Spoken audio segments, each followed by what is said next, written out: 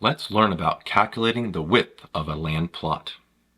A rectangular strip of land has a length of 3/4 mile and has an area of 1/2 square miles. What is the width of the strip?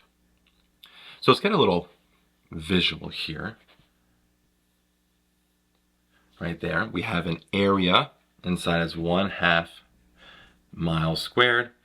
We have a length here, let's go 3/4 of a mile, and we want to find our width.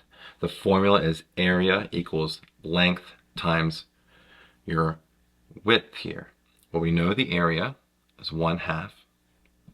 Our length is 3/4, and we're multiplying that by our width. So to get the W by itself, I need to divide both sides by a 3/4.